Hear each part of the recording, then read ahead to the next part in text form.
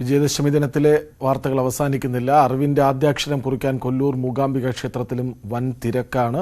പുലർച്ചെ മുതൽ 4 മണി മുതൽ തന്നെ എഴുത്തിനിരുത്തൽ ചടങ്ങ് ആരംഭിച്ചു. സരസ്വതി മണ്ഡപത്തിന് സമീപത്തായി പ്രത്യേകം തയ്യാറാക്കിയ ഇടത്തിലാണ് ചടങ്ങുകൾ പുരോഗമിക്കുന്നത്.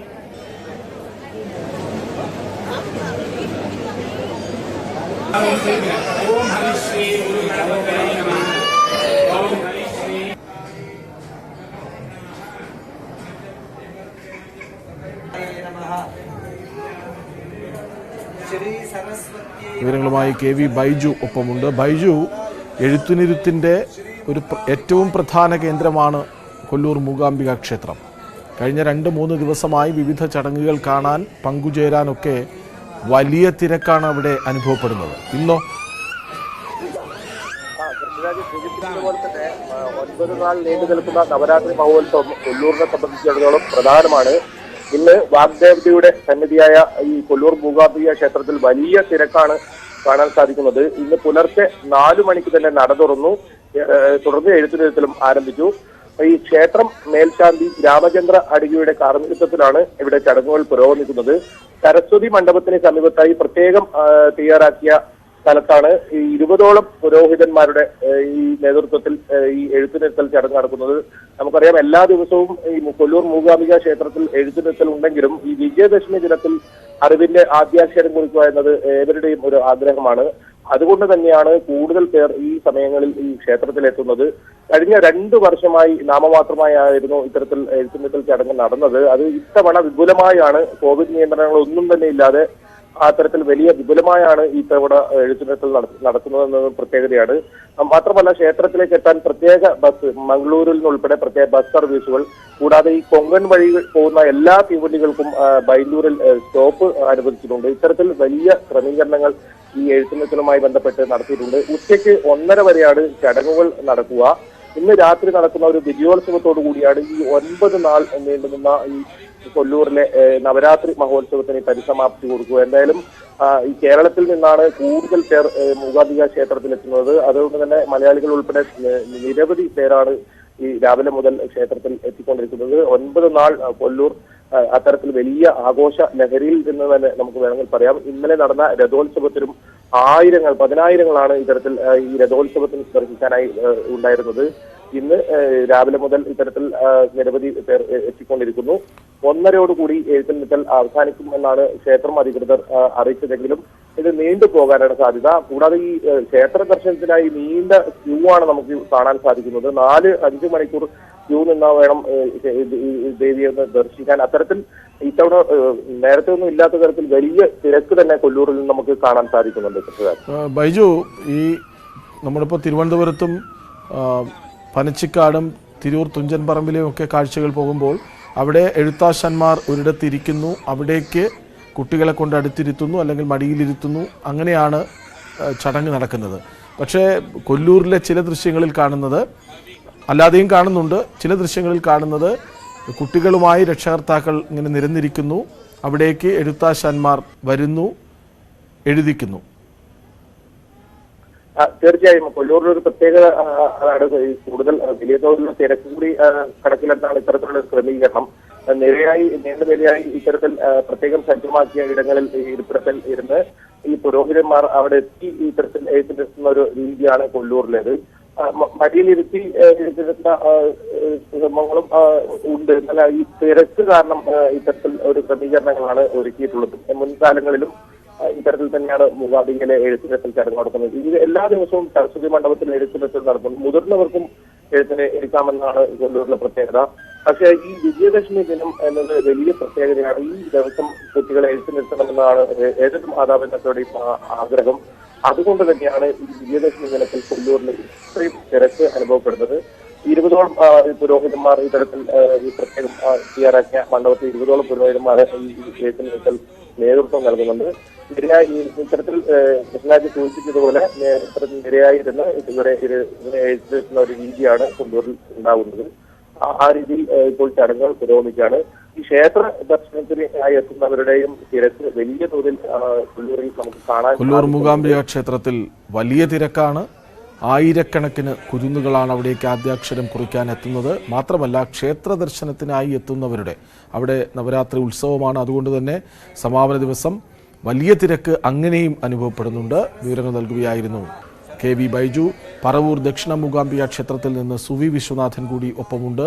സുവി, 2 വർഷത്തെ ഇടവേള കഴിഞ്ഞെത്തുന്ന എഴുത്തിനിരുത്തൽ ചടങ്ങ് കുട്ടികളും രക്ഷിതാക്കളും എഴുത്താശാന്മാരും ഒക്കെ ചേർന്ന് വലിയൊരാഘോഷമാക്കുകയാണ്.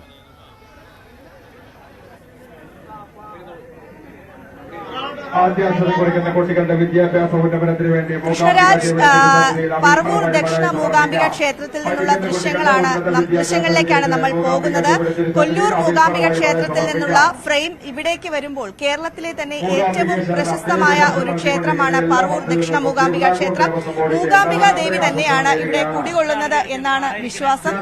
മൂകാംബിക ദേവിയുള്ള കേരളത്തിലെ ഏക ക്ഷേത്രം കൂടിയാണ് ഈ പറവൂർ ദക്ഷിണ മൂകാംബിക ക്ഷേത്രം. രാവിലെ പുലർച്ചെ 4:30 തന്നെ ഇവിടെ വിദ്യാരംഭം ചടങ്ങുകൾ നടന്നു.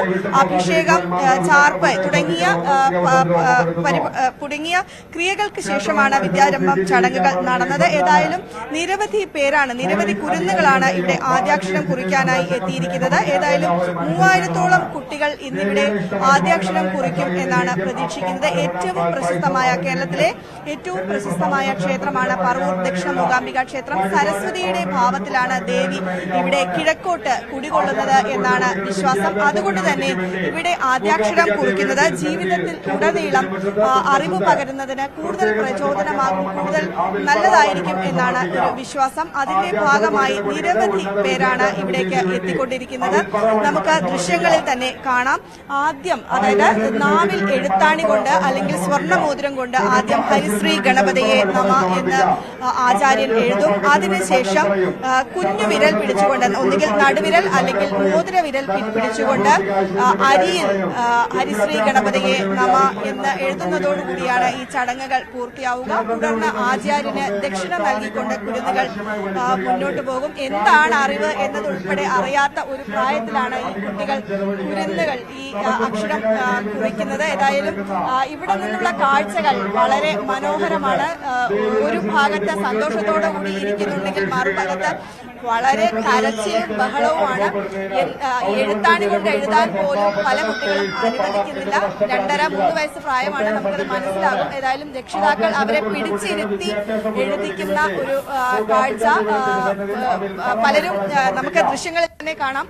എഴുതിയതിനു ശേഷം നാവിൽ തൊട്ടു നോക്കുന്നു, എന്താണ് സംഭവിച്ചത് എന്ന് പോലും അറിയാതെ. അതിനുശേഷം അമ്മയുടെ കൈ പിടിച്ചാണ് ഈ കുരുന്നുകൾ, ഞാൻ നേരത്തെ പറഞ്ഞു, മോതിരവിരലോ അല്ലെങ്കിൽ നടുവിരലോ ഉപയോഗിച്ചുകൊണ്ട് ഹരിശ്രീ ഗണപതിയെ നമ എന്നാണ് എഴുതുക. അതോടുകൂടിയാണ് ചടങ്ങുകൾ അവസാനിക്കുക. രാവിലെ 4:30 തന്നെ ഇവിടെ ചടങ്ങുകൾ ആരംഭിച്ചു. 12-15ഓളം ആചാര്യന്മാരുടെ നേതൃത്വത്തിലാണ് ഈ ചടങ്ങ് നടക്കുന്നത്. നമുക്ക് ദൃശ്യങ്ങളിൽ കാണാം. നിരവധി കുട്ടികൾ ഏതാണ്ട് 3000-ഓളം കുട്ടികൾ ഇന്നിവിടെ ആദ്യാക്ഷരം കുറിക്കും എന്നാണ് പ്രതീക്ഷിക്കുന്നത്. ഏതായാലും ഈ ഒരു ജീവിതകാലത്തേക്ക് മുഴുവൻ വേണ്ട ഐശ്വര്യം, ആ ഒരു ഐശ്വര്യത്തിലേക്കുള്ള ഒരു തുടക്കം ഏറ്റവും വിശേഷപ്പെട്ട ഇടത്ത് തന്നെ ആകട്ടെ എന്ന ഒരു പ്രതീക്ഷ വെച്ചു പുലർത്തിക്കൊണ്ടാണ് പലരും ഈ ദക്ഷിണ മൂകാംബിക ക്ഷേത്രത്തിലേക്ക് എത്തുന്നത്. നേരത്തെ തന്നെ പറഞ്ഞു, കൊല്ലൂർ മൂകാംബിക ക്ഷേത്രത്തിന്റെ മാതൃകയിലാണ് ഈ പറവൂർ ദക്ഷിണ മൂകാംബിക ക്ഷേത്രം. ഇവിടെ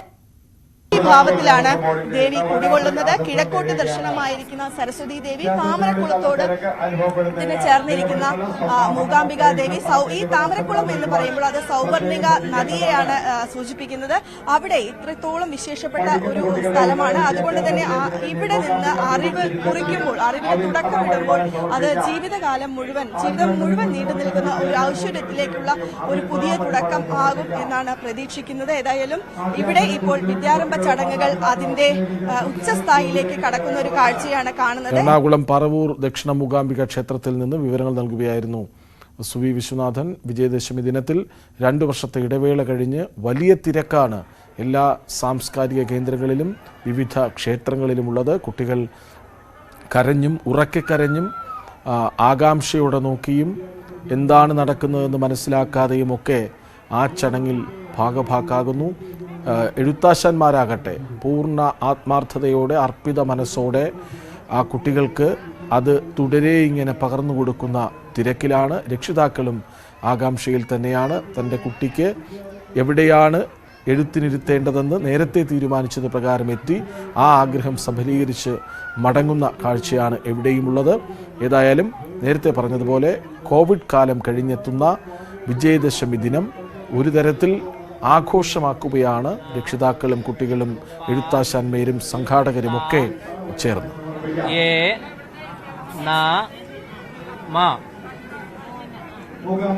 അവിഘ്ന മസ്തു ശ്രീ ഗുരവേ നമ. പറ. ഹരിശ്രീ ഗണപതയേ നമ. അവിഘ്നമസ്തു ശ്രീ ഗുരവേ നമ. സരസ്വതീ നമസ്തുഭ്യം വരദേ കാമരൂപിണി വിദ്യാരംഭം കരിഷ്യാമി സിദ്ധിർഭവതു മേ സദാ.